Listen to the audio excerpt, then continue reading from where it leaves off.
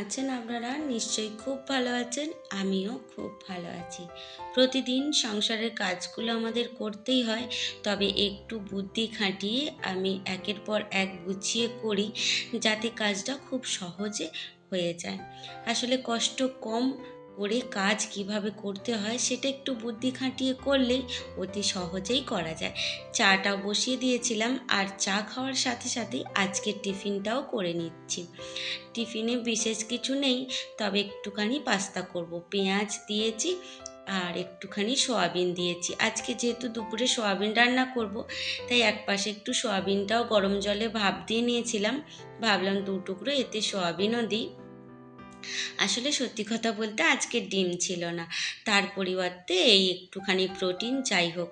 তবে খেতে ভালোই হয়েছিল। ওই যেমন হয় না চাউগুলো, সেই ধরনেরই করেছিলাম।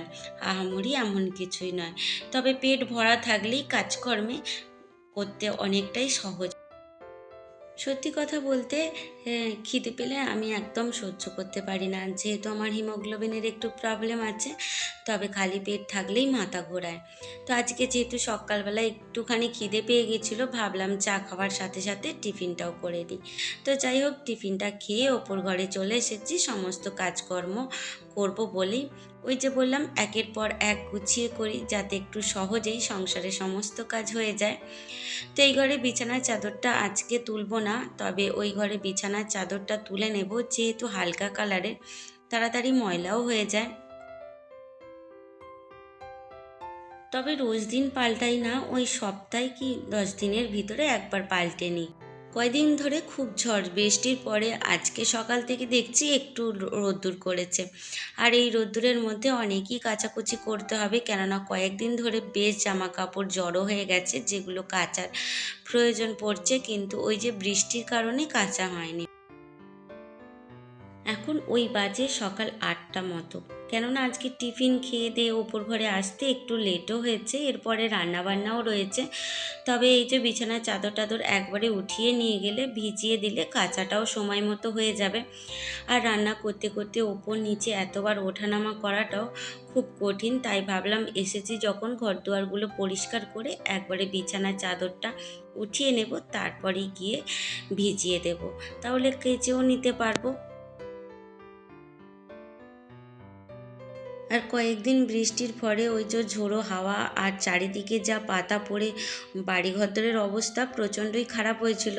আর বৃষ্টি হলেই কাজের চাপটাও বেড়ে যায়। তবে বারান্দাটা, যেখানে ওই ফুল গাছগুলো আছে, ওইগুলো এখনও পরিষ্কার করা হয়নি, সময়ই করে উঠতে পারছি না। ওগুলো প্রচণ্ড পরিমাণে ধুলো হয়েছে, ভাবছি ছেড়ে আর ধুয়ে দেব, তাহলে বেশ মাটিটা ধুয়ে গেলে পরিষ্কার দেখতে লাগবে। আসলে ওই যতক্ষণ পরিষ্কার করা হবে ততক্ষণই ভালো। আবার যদি বিকেলের দিকে ঝড় বৃষ্টি হয়, আবার কাদা ছিটকে নষ্ট হয়ে যাবে। তবে এর মধ্যে কি ভালো একটা কাণ্ড ঘটেছে জানেন?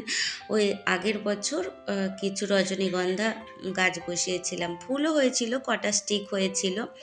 তো এবছরেও আমি এখনও কিন্তু ওকে রিপোর্টিং করা হয়নি, আর দেখছি গাছ বেরিয়ে গেছে। ওই যে বৃষ্টির জলে একটু পেয়েছে, ফলে গাছগুলো বেরিয়ে গেছে।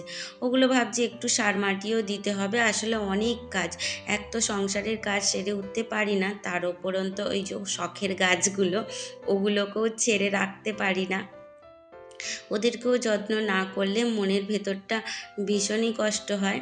তো লাইটটা জ্বালিয়ে নিলাম, ঘরটা একটুখানি অন্ধকার লাগছে। আসলে কাজ করার জন্য অন্ধকার ঠিক না, তবে এই যে একটুখানি ক্যামেরা করা হয়, তার ফলেই মনে হয় যে ঘরটা যেন একটুখানি অন্ধকার।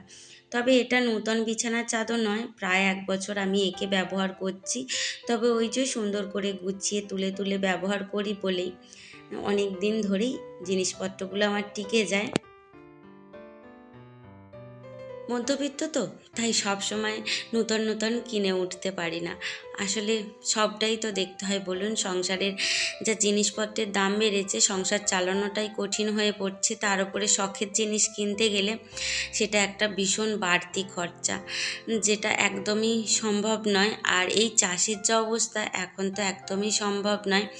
তবে আমাদের গাছে জমিতে এখনও বেগুন আর শসা বসানো হয়েছে, জানি না এই জল বৃষ্টিতে আদৌ হবে কি না। তবে গাছগুলো এখনো পর্যন্ত ঠিক আছে। আর দেখা যাক কি হয়, যদি হয় ফসল তাহলে তো ভালোই হবে, আর না হলে আর কিছু করার নেই। আপনাদের সঙ্গে কথা বলতে বলতে কাজের অনেকটাই গুছিয়ে নিয়েছি। আর সকল বন্ধুদের জানাই মন থেকে অসংখ্য অসংখ্য ধন্যবাদ। আপনাদের ভালোবাসা আমাকে দিচ্ছেন, আপনাদের অমূল্য সময় আমাকে দিচ্ছেন।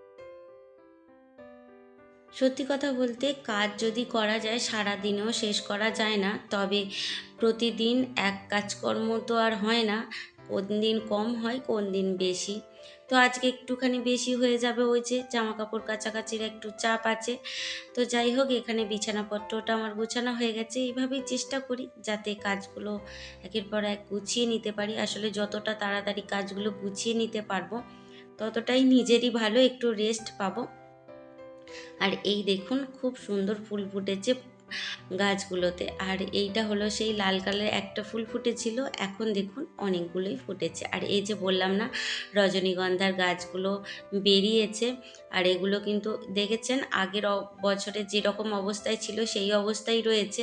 এখন এতে সার মাটি কিছু দেওয়া হয়নি, তবে চেষ্টা করব যাতে দিয়ে দিই, কেননা গাছগুলো ভীষণ বড় বড় হয়ে গেলে তখন যদি মারা যায়, সেই কারণেই। আর এই যে ঘরবাড়ি আমার পরিষ্কার পরিপাটি হয়ে গেছে, তবে আমার বাড়ির চারিদিকটাই গাছপালায় ভর্তি, যেদিকে তাকাবেন বন জঙ্গলে ভর্তি একদম। এইদিকে দেখুন কত গাছ, সামনের দিকের গাছ, এইভাবে গাছে ঘেরা একটা বাড়ির মধ্যেই থাকি আমি। ওই কারণেই আমার ওই যে পাতা পরিষ্কার করতে সারাদিনে অনেকটাই সময় যায়। যাই হোক, এইখানে রান্নাবান্নাতে চলে এসেছি। আজকে আলু ভেজে নিচ্ছি। আলুগুলো একটু বেশি সিদ্ধ হয়ে গেছে, যার ফলে একটুখানি ঘেটে গিয়েছে। আর আজকে করব সয়াবিন। ওই যে সকালবেলা একটুখানি সয়াবিনটা ভাপ দিয়ে রেখেছিলাম, সেই সয়াবিনটাই রান্না করে নেব। যেমন বেশি মশলাগুলো দিয়ে করে সেইভাবেই করব, এমন বিশেষ কিছু না। ওই যে প্রতিদিন কি রান্না করব, কি রান্না হবে, এই চিন্তা মাথার মধ্যে ঘুরতে থাকে। এই শীতকালীন অনেক সবজি ছিল চাষের, ফলে অসুবিধা হচ্ছিল না। তবে গ্রীষ্মকালীন সবজিগুলো এখনও ওঠেনি, ছোট ছোট গাছ হয়ে রয়েছে। আর সত্যি কথা বলতে আমাদের বাজার থেকে সেইভাবে বিশেষ কোনো সবজিপত্র কিনে খাওয়া হয় না। চাষবাসের যেটুখানি হয় আর যেটুখানি একদম না কিনলেই হয়, সেগুলো দিয়েই করার চেষ্টা করি। আর এই যে সয়াবিনগুলো দিয়ে দিলাম। তবে হ্যাঁ, কিছুদিন বাদে ওই যে যখন ফসলগুলো জমি থেকে উঠবে তখন দেখবেন আবার আনাজের ছড়াছড়ি, তখন কি রান্না করব, আজ রোজের এটা খেতে ভালো লাগবে না, তখন আবার অন্য একটা ধরনের হয়ে যাবে। তো যাই হোক, আলুগুলো আমি কিন্তু একটা কুকারে সিটি দিয়ে নিয়েছিলাম, কেননা গ্যাসটা বেশি দিন মনে হচ্ছে থাকবে না। আর যা অবস্থা গ্যাসের, পাওয়াও তো যাবে না, সেই কারণেই একটু কুকারে যতটা পারি করে নিই। আর এখানে রান্নাটাও হয়ে গেছে। এটা হলো বিকেলে। দুপুরে খাওয়া দাওয়া স্নান ওগুলো তো হয়েই গিয়েছিল, তারপরে একটু রেস্টও নিয়েছিলাম। আর বিকেলবেলা যেহেতু একটু হাঁটতে বেরোই, ভাবলাম আমাদের এই যে মাঠের দিকটা আপনাদের সঙ্গে একটুখানি শেয়ার করি।